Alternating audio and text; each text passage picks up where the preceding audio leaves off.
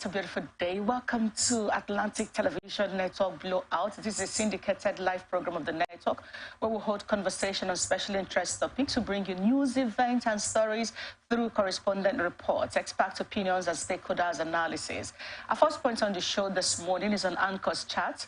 We're starting from Rivers State, where the government advises a resident on presidential tribunal judgment. Then we'll talk about Nnamdi Kanu, who's accusing DSS of denying him access to choice visitors. And on subsidy palliative, the Borno State Governor Zulum gives NLC to 2 billion naira, 30 buses, and warning strike NLC to continue 2-day strike despite tribunal sitting. On tribunal verdict, Nigerian police cautions against unguarded statement and fake news. On subsidy, beneficiaries of few subsidy are fighting. Few subsidies scam are fighting back. This is coming from Vice President Shatima. In governance, Jonathan says founding fathers were poor at nation building. We'll be back to you with all of these conversations this morning after the break.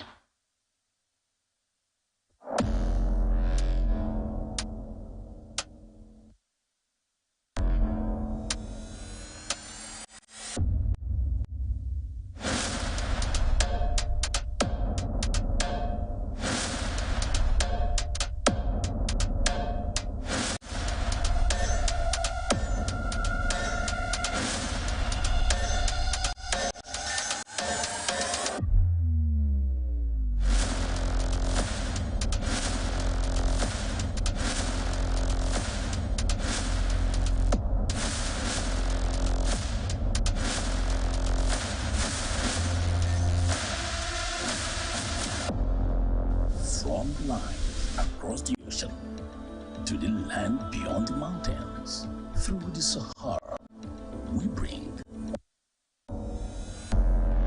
Every day our lives are changing.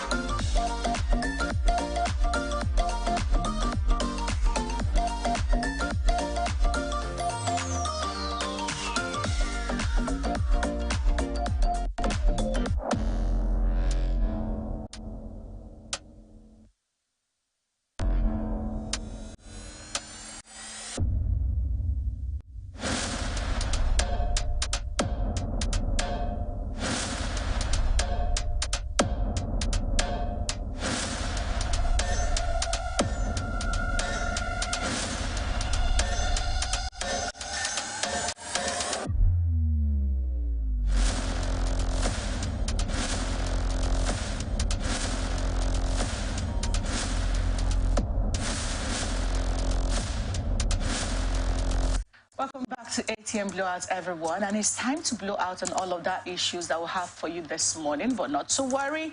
We have Emmy live in the studio. Good morning and welcome to ATM Blowout, Emmy. I greet you, Vivian, and to our viewers, special greetings to all of you. All right, let's blow out. Let's start from River State. So the River State government advised residents in the state to shun threats to law and order, especially supporters of the presidential candidates who may be dissatisfied with the outcome of the judgment of the Presidential Election Petition Tribunal scheduled for tomorrow, 6th September 2023. And that is today, I beg your pardon. Now, there was yesterday's news. A statement signed by Governor Siminalayi Fubara said election petitions and their outcomes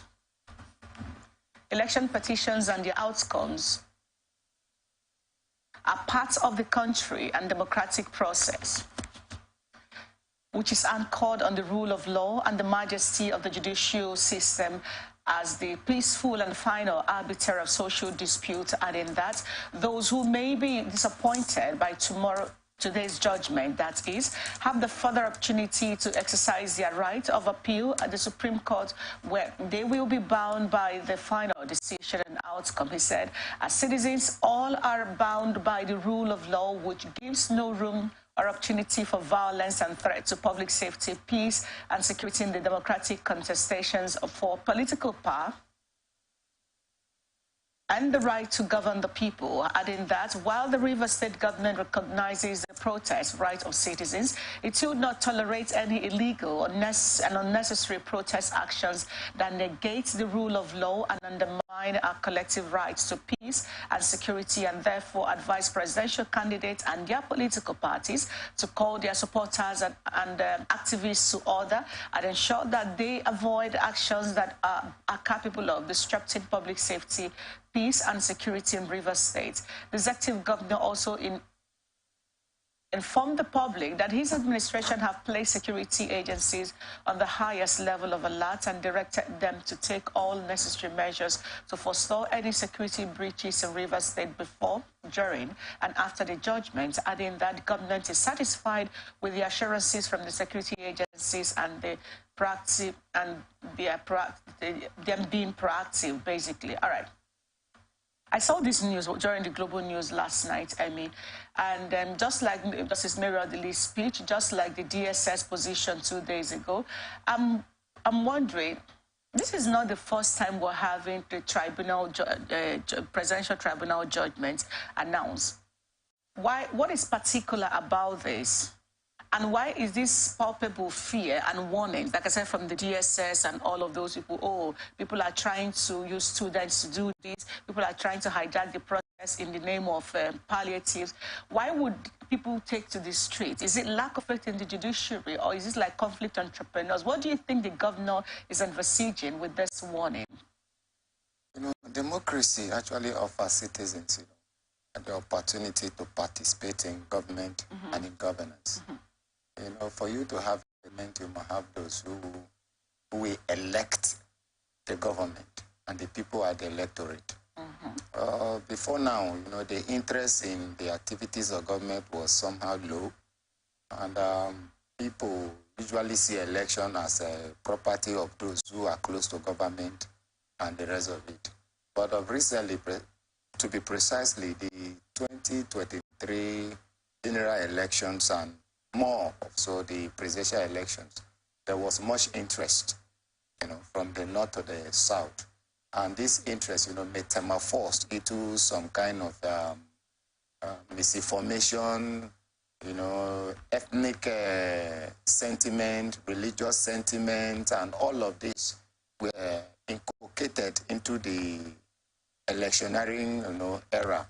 And by that, even before the elections, we saw the various kind of talks from the pulpits down to the street, the kind of inciting the people and the rest of it. So the people now felt that, yeah, it must be for us. This is our opportunity to enthrone the government. And the candidates have their supporters. So everybody believed that it is their right to be there. This sort of thing that is their right to be there. So that is a clash of interest. So after the elections, luckily Nigeria was able to overcome the tension and the rest of it, and the team moved to the tribunal, where we saw various kind of bullying and the rest of it. People just want their candidate to be there, unlike what is expected in a sane democracy, where the laws, defines what is expected, the actions that is expected, how to go about the actions, if you are aggrieved, where you should go to, and after that, you come back as a national, believing in your country and ensuring that you promote the peace, the power, and the prestige of the country. But in the case of Nigeria, it's not like that. We have so many unpatriotic, mindsets who believe that if it is not me, if it is not my person, then Nigeria must be burned down. So these are the things, That is why you saw people coming to talk, DSS talking. Now the governor of Rivers State talking is the icon of peace in the state right now. But whatever happens, people will call on him first, as the first citizen of the state. So that is why he's also preaching the peace.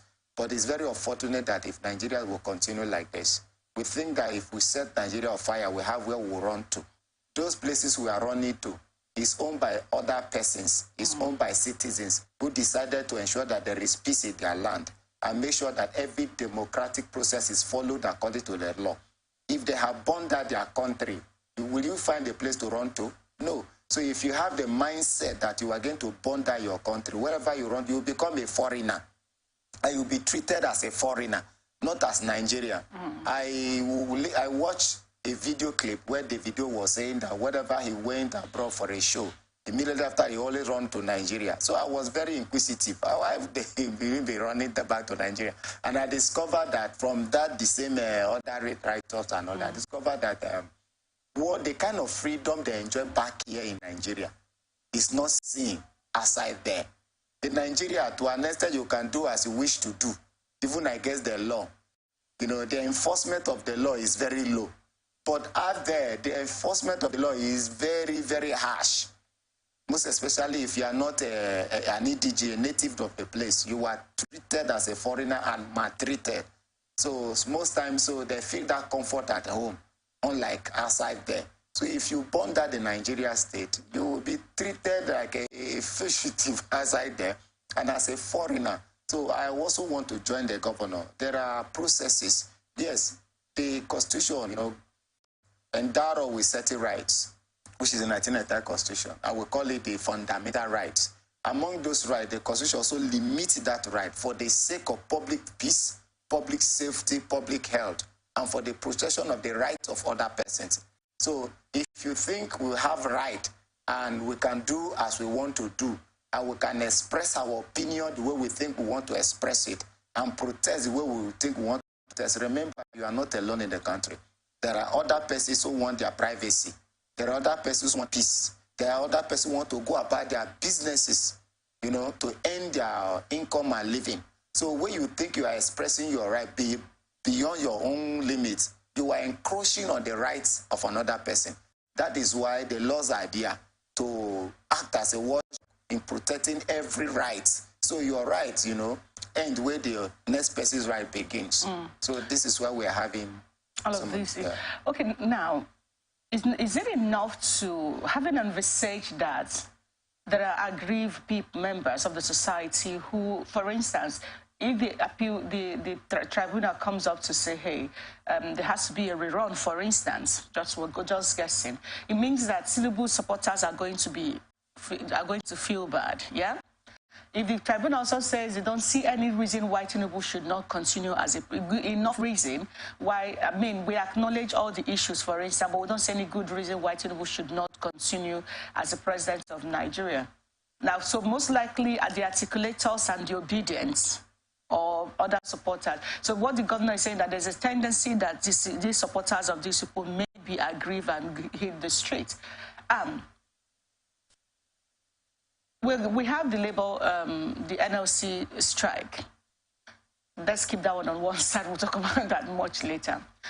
But as a governor, or as a president, or security agencies, you already know that there's a tendency that either way this goes, people are going to react to it. what are the plans you think they have in place or they should have in place to mitigate conflict entrepreneurs that may not even be the supporters of this presidential candidate, because we're looking at them to be the ones who will make trouble? What if they don't make trouble? They saw the result, they went to court and they were patient, and they're still the appeal court, the Supreme Court anyway. What if they are not the ones that would want to capitalize on this? What if do you think they should be looking at in terms of having conflict entrepreneurs who want to buy into this to create chaos? Remember the NSAS, how it was hijacked. You see, in physics, they said there must be a push to an object, right? Mm-hmm. That force is also seen in the political scene. For any unholy behavior, to take place, definitely there must be people who will start it. And this will definitely be supporters of politicians, supporters of political party. If not, hoodlum will not just come from their hideout or whatever, and enter the streets and begin to maim, loot, and do whatever. They will always wait for an opportunity for them to shoot. And the opportunity will be provided by political party supporters or supporters of candidates. So as law enforcers, what they need to do is to ensure that the law is enforced decisively. That is the essence of law. The law defines actions that are accepted and actions that are prohibited in the society. So if we see the perceived actions that are prohibited and citizens still want to, enforce such an action, it is the responsibility of the law agencies, to ensure that the peace is restored, orderliness is restored in the society. You don't treat such issue with, with kid gloves. You act decisively to serve as a deterrent to other persons. But it's very unfortunate the way some Nigerians will always want to behave. We saw this in, I think, around 2011, when then General Muhammadu Buhari supporters, many of them, who felt that because President Buhari had then won the Northwest, therefore he must be declared winner of the presidential election, forgetting that there are 6 geopolitical zones, and Northwest is just one of the 6 geopolitical zones. So winning Northwest does not mean that you have won the national elections. And this is the mindset some people are also having with regard to 2023 elections. Many people believe that because they have won their geopolitical zones or won 2 geopolitical zones, so they believe that they won the general elections. And I've only tell people, general election is not like that. If you win a polling unit in an election, that does not mean that you have won the ward. If you won a ward in an election, that does not mean that you have won a local government. If you won a local government election, that does not mean that you won the state election. If you won the state, that does not mean that you won the federation election. Because the way you are winning your polling unit, your ward, your local government, or your state, other people are also winning their ward, their unit, their local government, and their state. So at the end of the day, the electoral umpire, which is the INEC, will now collate all the results as voted, then count them according to the ballots and declare the person with the highest number of votes in line with the provision of the Constitution. Okay. But we have several mindsets who just believe that because I won my unit, I won my, like my unit, everybody voted for one candidate, so therefore I won the election. That is false. Okay, it's so not correct. What would you suggest? Because like I said, is it enough for the governor to sit down and say, okay, don't go into the streets? There are conflict entrepreneurs. What are some of the things you think that the security agencies need to put in place now? That is what they have been doing for some time now. Okay. Enlighten the people, speak to the people, the implication of the actions. If you do A, B, C, D, and if the ABC is against the law will come after you. Many people will always think that they have right, like in Section 39 of the 1999 Constitution as altered. They only believe that I have right of speech and right to hold opinion, forgetting that there are other provisions, particularly Section 45. Even in that Section 39 of the 1999 Constitution as amended, subsection 3, even in some words, limits those rights, telling you that every other law that is reasonably justifiable in a constitutional democracy, that law is valid.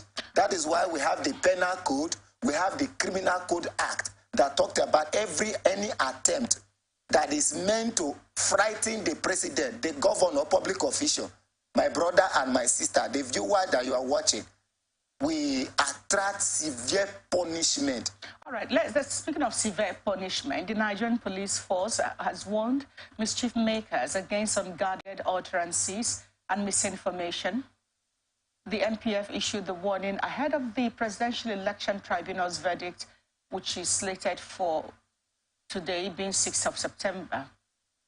Olumuyiwa Adejobi, this force spokesman, disclosed this in a statement yesterday. Adejobi said the deployment of police officers across Nigeria ahead of Wednesday's verdict, that's today's verdict, said the statement in part says in its bid to fortify security architecture and forestall any breakdown of law and order across the country as a result of the forthcoming Presidential Election Tribunal judgment scheduled for today, the Nigerian police force has strengthened its deployment across the length and breadth of Nigeria. The NPF strongly cautions all individuals, including mischief makers, political gladiators, to be cautious in their actions and statements, as the force will not condone activities capable of inciting violence or causing a descent into anarchy. He said it is imperative for all citizens to embrace peace and maintain calm regardless of their political affiliations to ensure a peaceful and secure environment. The tribunal will on Wednesday rule on the petition of the People's Democratic Party and Atiku Abubakar and the Labour Party's Peter Obi against the victory of President Bola Tinubu. Well, the warning against unguarded statements and fake news, that's like we're just where we left off. This suspicion that there would be something would happen, is it a bit out of place? Is there any indication from any quarters that you have seen maybe people threatening to do anything? Yes, I think, the DSS gather intelligence. Even the police does same. They have their men on ground who goes about, listening to people's opinion and all that. But recently, if you even watch TV, you read from the papers and you listen to radios, you will see some Nigerians calling for military intervention if the verdict of the tribunal doesn't go their own way. You see, this mentality of if it is not me, if it is not us, if it is not my person, then everything must be destroyed is very unfortunate. It's not supposed to be seen among citizens. It's not supposed to be hard. Citizens supposed to be people who protect the power, prestige, and the survival and continuity of their country. This is what we see like in the Americas, in the UK, in the Brazil, in the whatever country, even in Ghana that our people run to. They see it as a responsibility to defend and to protect their country. They usually have elections, just like we do. But you don't see them going to the extent the Nigerian people are going to. Some people just want everything destroyed as long as it is not in their favor. How will you call for military intervention, knowing fully well all that the military have done to this country called Nigeria? The problem that they caused. You are calling for military intervention. I've even heard where some people are saying there's going to be crisis from the streets if the thing doesn't go their way, bullying people, expecting that it must be according to what they want. And the thing is not like that. The court will look at the evidences and the prayer before them, and they will look at the position of the law and give their judgment accordingly. But some people just believe that it is not that one. It is what is in their mind. There is a concern about this warning by the police. We just talked about the one of River State government, the DSS 2 days ago. They were talking about the police right now. Here is a concern here. You rightly said that the DSS has a job to gather intelligence. Okay. You also said that the military doesn't have any business with all of them. But the question is this. One, if the DSS actually has intelligence that Vivian, for instance, I and my group, if I have one, that we are planning to disrupt the democratic process in using the palliative as an excuse, for instance, distribution of palliative or fuel removal, subsidy removal. If they got any such and that I'm the one, why not arrest me? Why not make the statement that this is what it is? Maybe their rules don't allow them to say that. That's number one. Number two is, the military, if there is chaos in this country, the military's job is not just to protect Nigeria from outside invaders or attack. The military has its own responsibility to step in to ensure that peace is maintained. So what is wrong if the military, if there's chaos right now, and the military says we have to come in to stand in to ensure that we maintain peace? Isn't that part of their job? And why do you think the DSS have refused to arrest or pick up whoever it is, these groups maybe, that are planning this, instead of putting out this warning that is already putting people in a very difficult positions right now? You know, we operate a constitutional democracy. Laws are defined. How actions have to be taken are all stated in the Constitution. The military can only come in when there is internal insurrection, and if they are called upon by the police or by the president. If not, the military will not just come in until they are called upon that, yes, this insecurity situation have overwhelmed us. Then they will not come in to assist the police, who have the mandate to ensure that there is peace and order in the society. Then, as for people who you think that maybe somebody may be indulging in act that might lead to insecurity, you know, the Constitution protects you to an extent. Until you are found guilty, you are found wanting. The police won't just come and pick you up. So the police will be looking for an evidence. Okay, let me ask you a quick question now. If the DSS got information that I'm planning to bomb this station, you know that I already have materials needed to do that. It means that they want to wait to see me carrying out the acts, or in the process of carrying out the act, before they can step in to invite me or detain me, for instance. Is that what you're trying to say? No. The police, if the police had a win that a crime will be committed somewhere, they can actually, you know, invade the premises and ensure that. So part of their responsibility is crime prevention. To prevent the crime from being committed. The police can do that. But in this case, it is not just one person. We are hearing various talks, threats from the north, east, west, south, everywhere. Some people talking radio, TV. They are going to do this. Some you don't even see. Are there people who actually go on radio and TV and threaten Nigeria's unity? If there are people, when you call for military intervention in a democratic process or military takeover of government, what on a radio station or on social media? On radio station. I've had it. The anchor have to cut on persons. Even the anchor tried that day. He was trying to ensure that but the people will, you know, mischief makers will find a way to do that. They will do as if they are talking. Immediately they want to, they will just ship in that thing. You understand? So the anchor was even helpless. To an extent, I felt for the anchor. You read on social media, you will see people calling, talking. Even yesterday, I have to engage some persons. That this thing you think you are doing now, if there is military takeover or there is chaos in the society, where will you be? But do you think we have even gotten to the point where we begin to call for me? But like, because for me, from the DSS, the police, the River State government, all of these, people want to do I don't think they are kind of hitting up the polity. Like, have we even gotten to the point where we begin to call for military takeover? I mean, what's the reason for that? It's because like I said, there's still the Supreme Court. Assuming whatever anybody wants wasn't panned out in this, there's still the option of... There's room for an appeal to the Supreme Court. You see, some people just believe that, you know, mischief makers don't see reason the way you reason. Mischief makers have a mindset. They have a fixated mindset. They always believe that desire must be established. If it doesn't establish, then everything must be destroyed.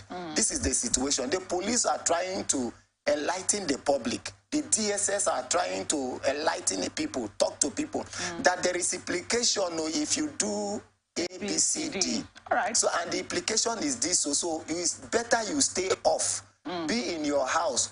Don't involve in this. Don't engage in it, because the law will not spare you. That is why the police and the DSS are saying this. Not that they are trying to hit out the policy. It's a kind of warning, pre-information before the crime is committed or the act is committed. This is the issue. All right, thank you, everyone. We are still having all of the conversation we listed on the show this morning, but we'll take a short break. When we come back, Nnamdi Kanu said the DSS is denying him access to choice visitors. Well, we'll have all of that conversation after the break.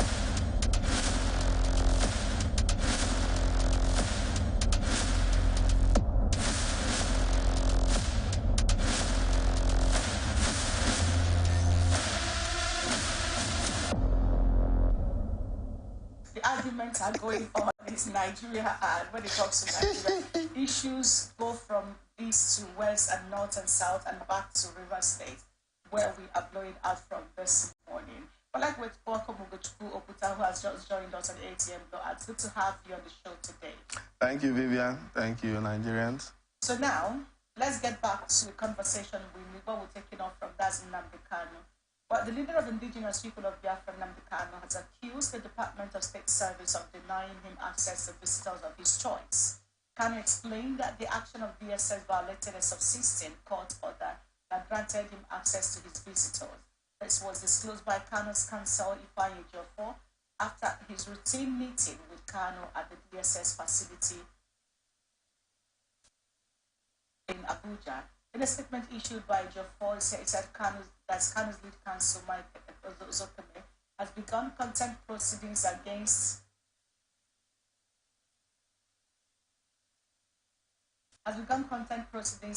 the DSS Director General Yusuf Bichi over the denial, warning that the personnel of the SSS have extended their act of lawlessness by denying Onyendu access to visitors of his choice, in clear violation of a subsisting court order. The erudite lead counsel, Professor Zokeme, has swung into action by commencing contempt proceedings against the Director General of the SSS, demanding immediate compliance with all the court orders that SSS is currently violating with impunity. Aside from you, Ugochukwu, this conversation about Nnamdi Kanu, the continued detention, several lawyers, professors of law, and what have you have come out to say, hey, this is how this thing should be. But somehow, it doesn't seem like the DSS, which a lot of people have also said that recently they're becoming law unto themselves, because like the court says one thing, the DSS will do what they want to do, and nothing is done about it. How long do you think we're going to be in this rigmarole? I learned that a prisoner who is in detention is entitled to have access to visitors. But in this case, Kanu is saying that people he wants to see, he's not been allowed to see them. Vivian, you see, the issue of Nnamdi Kanu, most especially the issue of DSS, has been is one that most people in civil rights and individuals in the polity has gotten tired of talking about. DSS is seemingly becoming a law unto itself, and if they can carry out a brazen act of going against an order by the court that someone should be remanded in prison, and then they come right in that court, at the premises of that court, and fight that same person, fight with men of the correctional service, and also whisk away that person. So you shouldn't be surprised that DSS will be towing a line like this. These persons are individuals that are paid by taxpayers' money. They are answerable to Nigerians.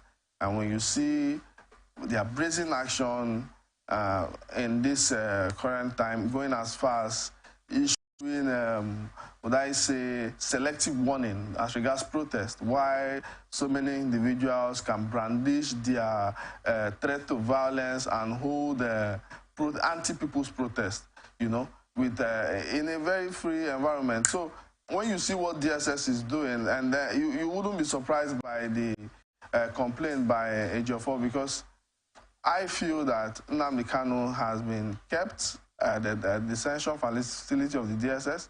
There have been many substituting court orders that the DSS has, refused to adhere to. And when you look at these two, you realize, most times injustice go a way of creating a hero out of some individuals that shouldn't be, So it is, I would say that the DSS, well-meaning Nigerians should mount pressure on the DSS to allow Nnamdi Kanu at least his basic right of access to visitors. You're holding him there. He's not going to run. Are you assuming that the visitors will come to break him out? Except the DSS have ulterior motive and sinister motive. Is that man in a good condition? You don't want him to hold some kind of conversations? No. Why would you hold a man after over, court orders and all, and still yet you're depriving him of his access to choice to visit people? So I think it's It's sad, it's alarming. However, it's not surprising because the DSS have in recent times built a reputation of being answerable late to themselves. Okay, Emmy, the issue around Nnamdi Kanu, like I said, the demand for his release has gone on for so long, and why the DSS is holding him down, even to the point where a court order had to be given and disobeyed for so long before they finally agreed to allow him to have access to a medical doctor of choice, which that has been done. Now, it's part of his health is giving his people some level of peace. Now we're talking about having access to visitors. The other time he said that he's not going to beg to be released because the Court of Competent Jurisdiction has granted him this. But now, while he's still there, granting him access to visitors of choice, why do you think the DSS find it difficult to get through this or allow him to see people he wants to see? You see, in a constitutional democracy, the law always explains the kind of types of crime. We have civil wrong, we have criminal offenses. And within the criminal offenses, there are offenses that are considered treasonable felony. You see, we have free citizens. We have citizens that are held in custody. When somebody is charged on matter bordering of treasonable felony, that person is considered as a threat to the survivor and sovereignty of the state. You see, there have been so many notions that have been sold out there, believing that court has granted Nnamdi Kanu bail and the court or the DSS or security are holding him unlawfully, which is wrong. Wrong information being disseminated. When the court granted him bail, the appeal court halted that bail. And the matter has been appealed. Yes, halted that bail. Appeal granted him bail. The appeal court. And the appeal court soon stayed in the law language. They call it stayed. They stayed the execution of that order. And the matter has been appealed. The matter is in appeal now to the Supreme. The matter is appealed to the Supreme. Now, that is the true position of the whole thing. Then coming back to the issue of right. Once you are in prison, your rights are limited. Nigerians, please get this. Your rights are limited to the extent the law says. You are charged with issue of treasonable felony or matter bordering of treasonable felony. And you are demanding that the state should grant you access to visitors of choice. Do you know the implication of that thing? What's the implication? The implication is that people who are into or perceived suspects who are into that same crime with you might come. They can even come with bomb. They can come with anything. They can come with ammunition. What is needed there is the court. Yes. Hold on. Yes. Hold on.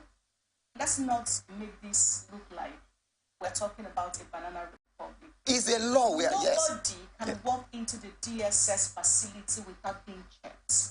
You walk into the facility being checked. Yes. There is no way if let's say a man powerful wants to go, the spokesperson of IPOB wants to go in to see, or what's the guy in Finland's name now?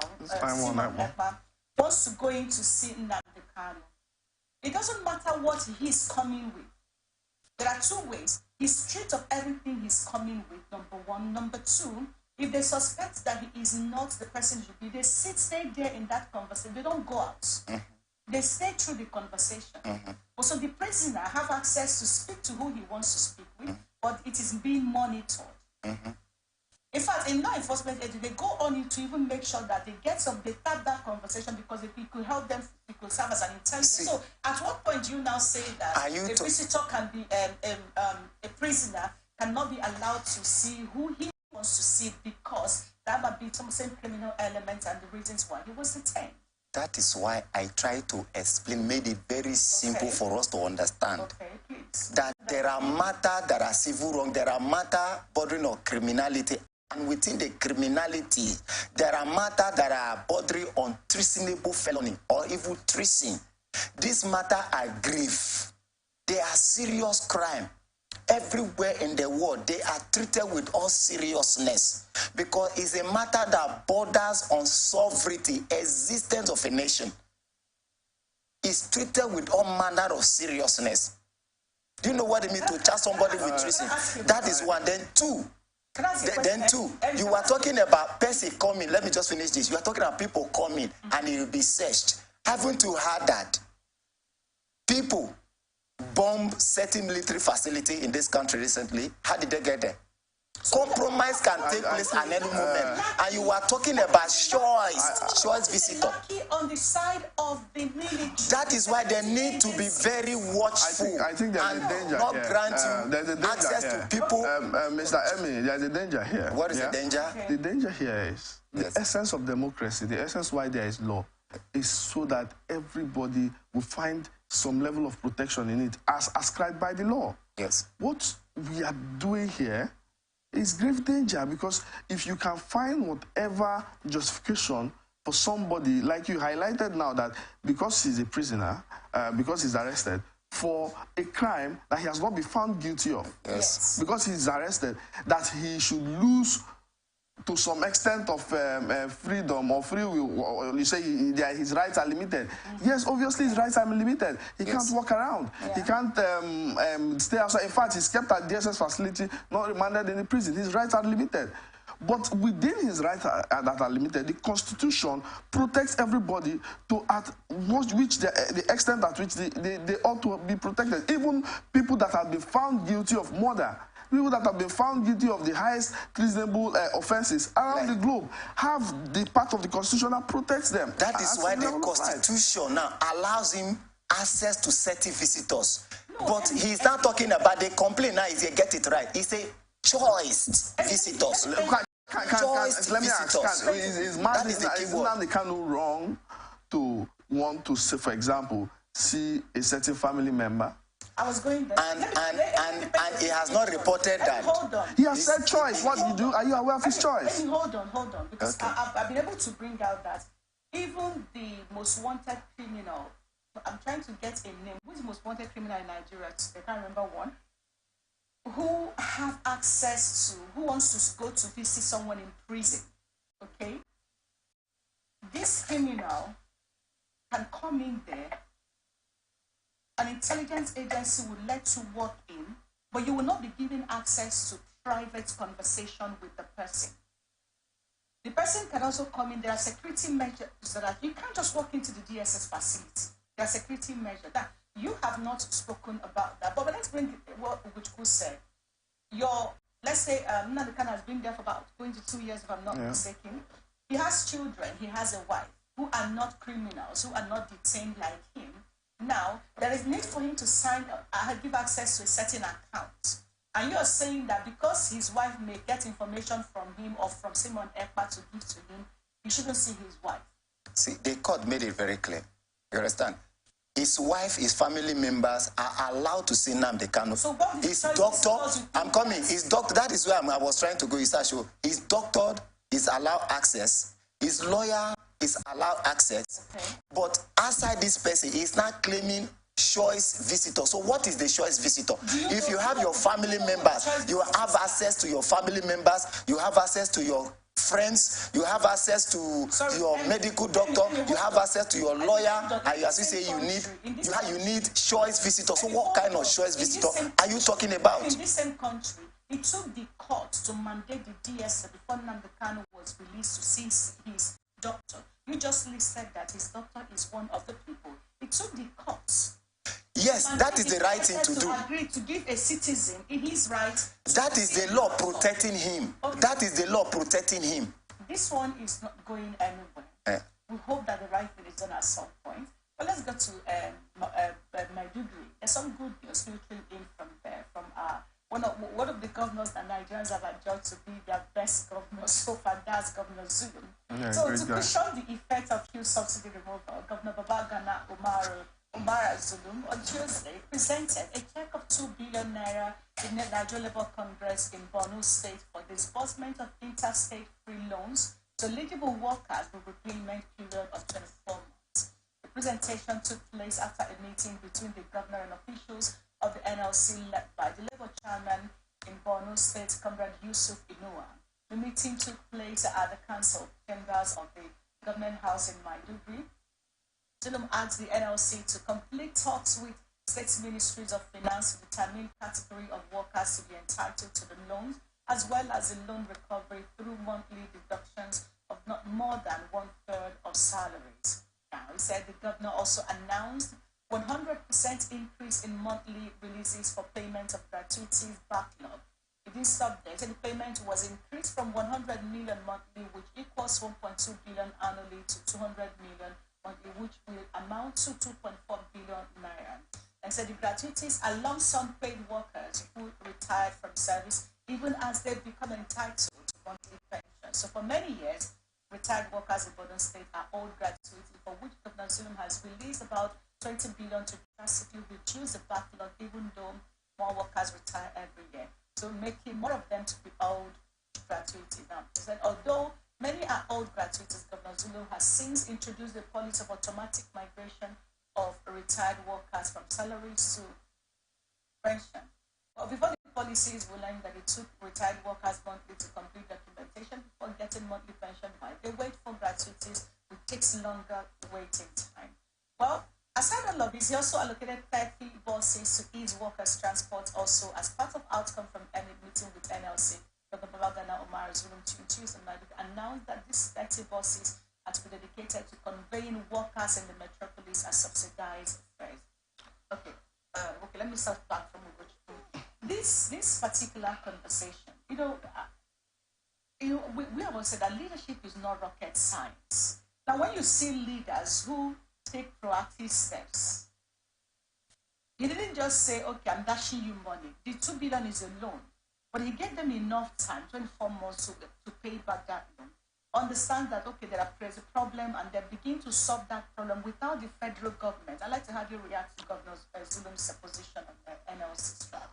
Vivian, you see, Governor Zulum is one governor that has showed that good leaders can be found anywhere, and regardless the situation, the state, or the party. You can see a whole lot of persons from even the PDP applauding his action. Yeah. I've been a very ardent observer of Governor Zulum's action from his first term. Now, we were surprised that such a project, legacy project, can be going on in Borno, as against all we've heard about that place, Borno, Maiduguri. Seeing his action, you see, there is, like you highlighted, he could have given that amount for dash or what, but the sense of accountability. Take, for example, in these trying times, and then a civil servant is choked with bills, and one of the biggest bills that, things like maybe school fees for their wards, or house rent, or maybe finance to start a business on the side, given how much our finances and our currency is dwindling. If somebody should take a loan, for example, of 500,000, and he has 24 months to clear it off, if you do rough arithmetic, that person would be paying as little as 20,000 naira per month to cover up that loan in 24 months. So these actions are welcome. This is a good thinking. It's clear-cut leadership. It's insightful, and I think people should emulate. And one thing about Governor Zulum is that he doesn't make noise. You won't see him so much in the political. You can't rate him as one of the too much political active governors. He doesn't seem ambitious per se. You wouldn't see him be so out there, maybe in Governors Forum or flying with Buhari or Tinubu and all. He is focused on delivering. And I heard he's an academic too, and that's a good plus that. Because over time, we feel that the doctors, the professors that come into politics will be the game changers. Even though during election, we see that some of these persons are the ones that will be screaming more lights. The incident of more lights in Goodluck Jonathan time. But we now are happy that he's setting the pace, and other governors should emulate him. Kudos, he's always my guy any day. Yeah. This one is an exciting one because since this man came into power, from ensuring that the insecurity are properly managed. Remember the threats he had to face in trying to step in on toes at that point to see that he mitigates the problem, or at least ameliorate the things the people were going through. So now, doing something different from what other governors are doing. Yeah, some of them have released buses, which we appreciate, but he didn't just release buses. He's not giving anything free, like come in, don't pay kind of thing, no. But he's managed it in such a way that people basically see the dividend of democracy playing out. How exemplary is Governor Zulum, and how much more do you think other governors can begin to look at it from what he's doing? I think it is two-way thing, Other governors speaking from him and Nigerians being exposed to the truth. Okay. You see, Baba Gana Zulum is a man who have actually, depicted what we call a politician or a man with a political bill. I've always told people, government is not meant to just build you road, bridges, and the rest, and you clap. No, these are dated, they're archaic. These are even your right as a citizen to have access to quality education, have access to good roads, have access to, pipe-on water. The rest. These are your right as a citizen. An elected official who wants to perform don't need to campaign or tell you these things or go to radio, TV and begin to call celebration, groundbreaking, breaking that and that, advertising them that he's doing this.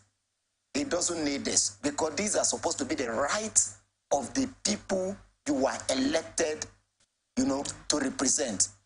What I expected to be seen from elected officials and what I expected Nigerians to be aiming for is how my potentials can be harnessed, how government policies can help me to achieve my potential as a citizen, as an individual. These are the things you praise. These are the things you celebrate, not a flyover or whatever that is my right. But it's very unfortunate that the Nigerian citizen has so belittled themselves to the point that when the 1 kilometer of road is tied, they come out and dance, and radio, TV stations will be called to do groundbreaking, to do inauguration, and people will celebrate. Have you not seen him walking? What about my potential as a citizen? What about my dreams? What about my talent? How do I achieve it? These are the things we expected, but we don't see them. Baba Gana Zulum have exposed one thing that I've always advocated.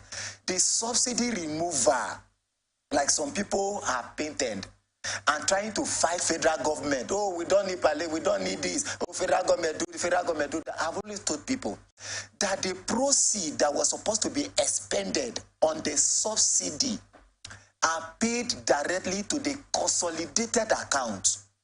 And the money are shared according to the recommended percentage.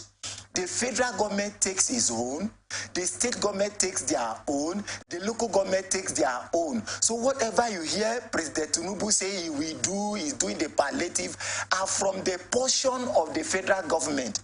Each state have taken their own. That is where you see Baba Gana Zulum is doing this thing. It's from the proceed of the subsidy remover. But in the... Yes. Hold on. That subsidy to 5 billion that were given to them, the report didn't say that it was from that, number one. Number two is that money given to them is for the state, it's not for NLC. This money is... You didn't even get what I said. I said this is a proceed of the subsidy removal, meaning this is the portion of Borno State that he got from the federation allocation. This in a share. The report say that. The report don't need to tell where is he getting this money from. It is what he got from the share, and he's not using it. He gave, remember, he said to cushion the effect. Let me hold on. Yes. Please. When we give out this information on the live television or live radio, we need to be certain. The report didn't say he could have gotten the money from any other profit he had made as a governor. He said to cushion the effect of subsidy removal that you read.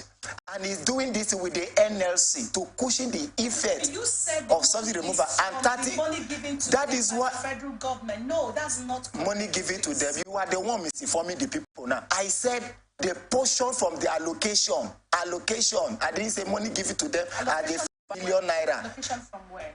Allocation from the consolidated account. That is what I said. I said the proceed and whatever money is shared. Sorry. maintain some decorum. Let's maintain the... This is the information I give in. Whosoever that is so informed knows that whatever money that is gotten is paid into the consolidated account and shared according to the percentage. Federal government takes their own, I explained earlier. State government takes their own. And Baba Gana Zulum is using the one that belongs to Borno State. I think it's an overstretch to assume, because first of all... I am not assuming. Let me just create a pointer here. Yeah. You said this extra saved money. I said what the proceeds. The proceeds that would have gone with subsidy is paid into the consolidated account that also have what Borno State would have earned from the revenue and from IGR, from whatever would be disbursed from the federal government. So when that money comes, maybe Borno State used to... Don't use maybe you are assuming. Let me give you, let me just, creating an instance here. Before removal of subsidy, let's say Borno State receives 3 billion naira monthly. And then after the removal of subsidy, they now receive about 4.5 billion monthly, which that's their earning. In what is paid to them, that effect of the removal of subsidy is felt there, you know. So that 4.5 billion coming on live TV to equate that it's from the money that was reduced from subsidy. You know, I feel that's the... You can say that... Hold on. Let me educate you more on this one. We don't have the... Let me educate you more on this one. I say pay into consolidated account. Please, it just painted me now. Please, you people just painted me something. I need to correct this thing, please. What people, viewers are watching. Viewers are watching. Let me correct this thing. Please. You know, what you were point... Consolidate, please, let me educate you on this. Every month.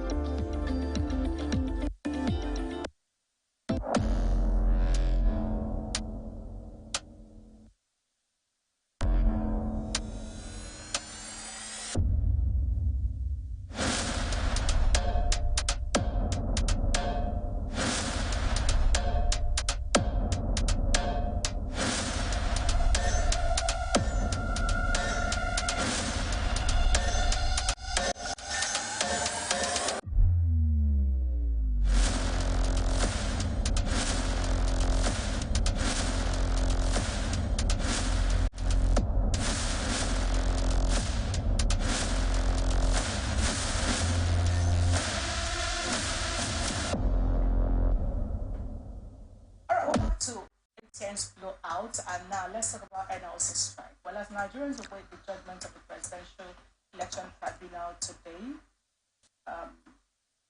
or the President Bola Tinubu, Peter Obi, and Alhaji Atiku Abubakar today, the NLC insisted on continuing its remaining two-day warning strike. Well, the Labour Union commenced its warning strike yesterday, where they shut down economic activities across the country. Reports filed by our correspondents across the nation reveal that many business activities, banks, courtrooms were shut as civil servants observed the warning strike. Now, you recall that NLC, through its president, Ajero, vowed to embark on two-day warning strike in protest against the federal government's failure to address the challenges caused by the removal of subsidies. However, the Presidential Election Petition Court in Abuja would today deliver judgment on petition seeking to nullify President Bola Tinubu's election.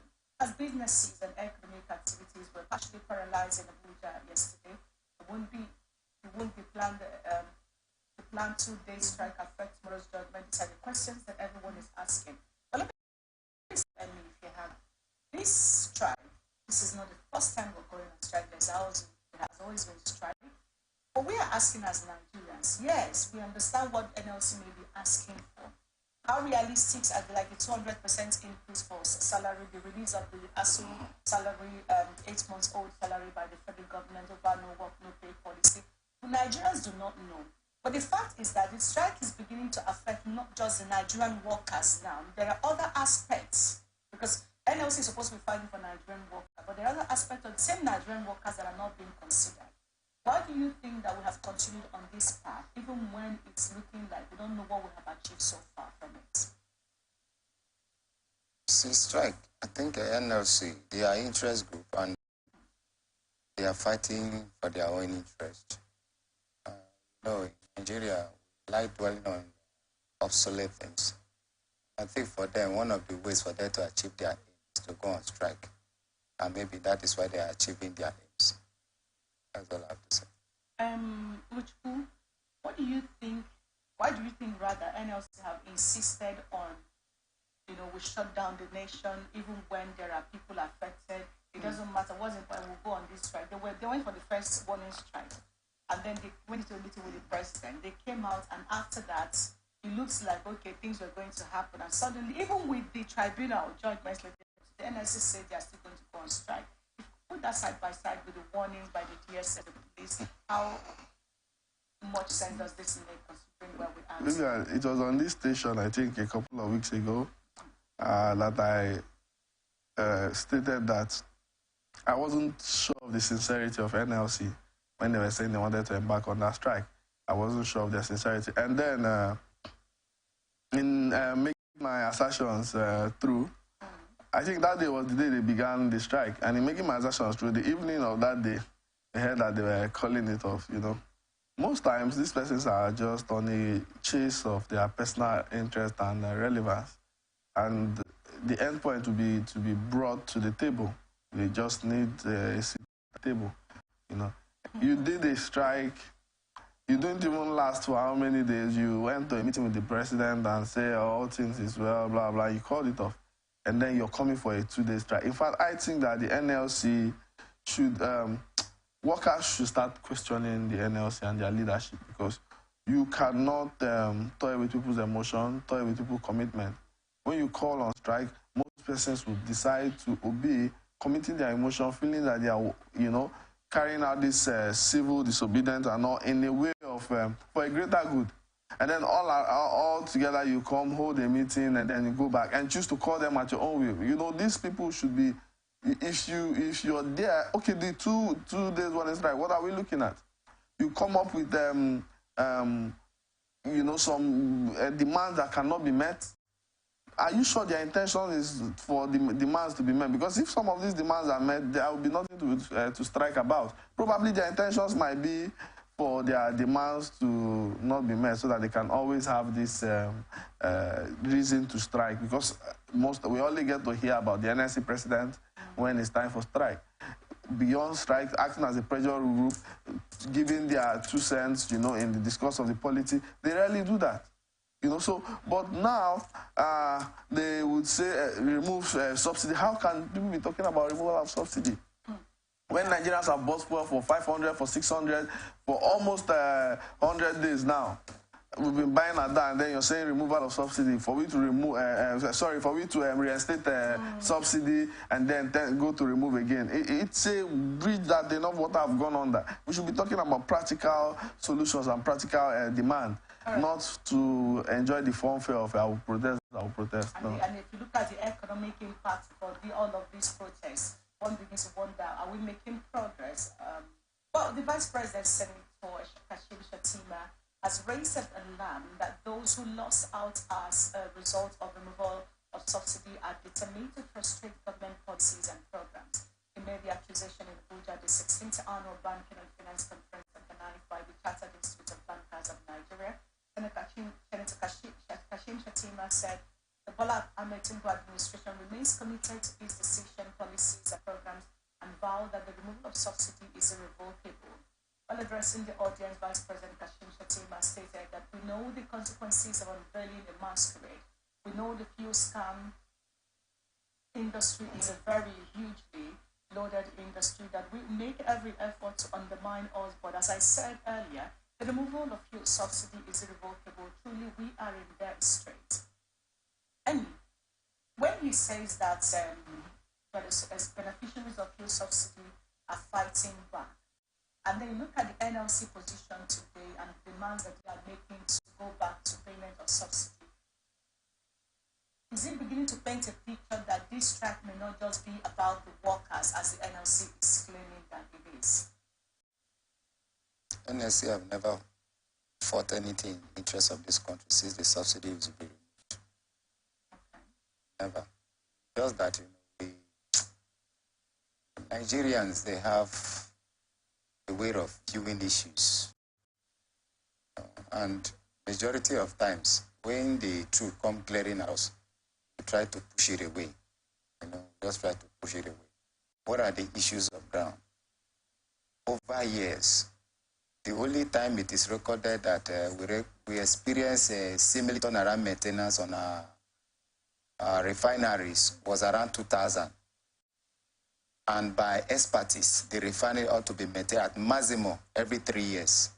But what are we be doing? We will just be managing and doing all this manner of things. It got to the point that the refinery were never producing anything. And federal government tried to downsize the number of workers. NLC went on the street and protest that, yeah, these people should remain there and be paid by, from our resources, which is a burden on the federal government. But NLC didn't see things from that aspect of reasoning. They just wanted workers to be paid and paid. And Nigeria was paying, suffering the payment, and that is what we're suffering. And the same NLC is now telling you that we should return to subsidy days. We had that around 2012, some persons were even indicted from the committee that was chaired by Farouk Lawan, the House of Rep member for Kano State. And some revelations were made that even some people who were bringing in petroleum product, after receiving the fund from federal government, will bring in water. And at the end, they will return to the ocean, pour the water, and take away Nigeria resources. So we even, take the subsidy funds and divert the petroleum product to neighboring countries and go and sell and make double money, making money from Nigeria and making money from other places. And at the end, Nigeria will be suffering. So, and the NLC didn't see this as a crime. NLC will always tell you, no, return to subsidy. Return to subsidize what and how? NLC should be pressing for the revamping of the refineries, which is ongoing. NLC should be pressing on state governors to build modular refineries. Because as it stands, whatever that we realize, it is shared. Edo State, in partnership with Chinese companies, have built 2 modular refineries. That is Edo State government. What happened to the rich states like Delta, like Bayelsa, like Akwa Ibom, like River States? What happened? They are not building, but rather what we expect is to call on federal government to do federal government. Federal government is limited by the list of activities that the Constitution endowed it with. So if we have state government building modular refineries and the federal government revamping those refineries, we have surplus of refineries. But we will not see people doing this. But NLC will never question any state governor because the target is to rubbish certain government. The target is to ensure that certain efforts of government are obliterated. This is what NSC is doing. And they are playing politics. They are being sponsored. I dare to say that NSC is being sponsored, you know, to fight anything that's seemingly good with the within the Nigeria state. And Nigerians need to understand this brand of politics. Okay, that's an accusation that can be substantiated by Atlantic Television Network about sponsoring NLC being sponsored. But the former president, Goodluck Jonathan, says that founding fathers were poor at nation building. In this narration, he said, we have always praised the founding fathers, but can we now begin to talk about how they have also, their failures that brought us where we are today? You see, I think I know where Goodluck Jonathan is coming from, because recently I hosted a program on Clubhouse, and we had one political professor of politics, you know, and he explained to us how the founding fathers were less of nation building, less Nigerians. It's actually true, Goodluck Jonathan is saying, because you find the Awo, the Nnamdi Azikiwe, the Michael Okpara, the, you know, Saudan of Sokoto, Tafawa Balewa, most of them saw themselves first from their ethnic alliance. If you take a look at the first political parties that were formed, you know, you see that most of them even had their region added to their name, you know, you know, that of the, they were more like regional party, you know, and most of them saw things first from their region. So it did not really play much role in aiding nation building. In fact, the person that tried to be liberal was the NCNC, National Coalition of Nigerian and Cameroon, you know, that saw it from a way of Nigerianness. But of a truth, these founding fathers did not see us from a whole as one Nigeria. Remember that before the creation of 1960 of independence, we existed so much as regions, you know, and these regions had different approaches to government and governance and all. And that's why when we became an independent state, we did not have that strong cohesion. And it has grown up into our ranks and all. And now we're struggling to have a Nigerian identity, not just a ethnic or a geopolitical zone identity. All right, thank you. Amy, if you can, in just about a minute, when he said that in the report, Goodluck Jonathan said that, just like what you said, they were more into ethnic development, regional development. They were not Nigeria, as they see Nigeria as a whole.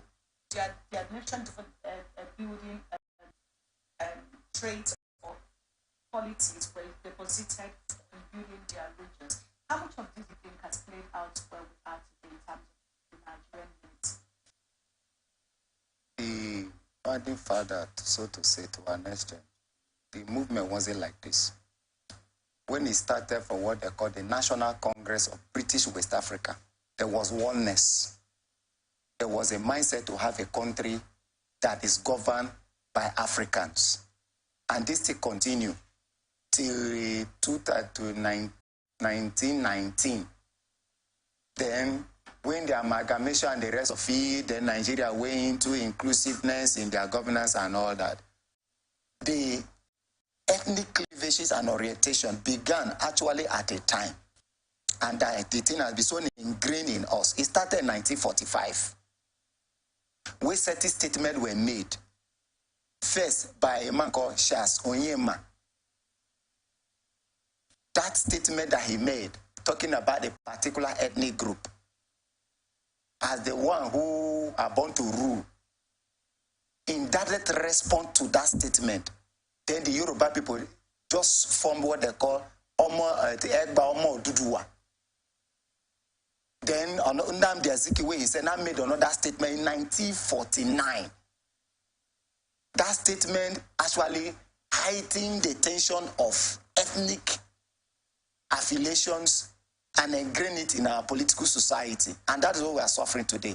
The thing went to regions and the rest of it, the crisis within the region, that some people were removed from position of authority in the then Eastern region just because they are not from certain ethnic group. And that is what we are suffering today. They funding further to an extent. We are just appraising them because they started the process. But I tell you, to be frank with you, these people, they sow seed of discord, they sow seed of disunity and divisiveness in the Nigeria state. And that is what we are suffering. Good luck is right. All right. Thank you, gentlemen. It's been an honor hosting you both on the show this morning. Thank you for being here. Thank you, Vivian. And if you have, thank you for being on the show this morning as well. Pleasure. Now, if you missed any part of the conversation, the show was streamed live. You can catch up with content of the show on our Facebook and YouTube page. That's Atlantic Television Network. You can also watch us live on Atlantic Television Network.tv.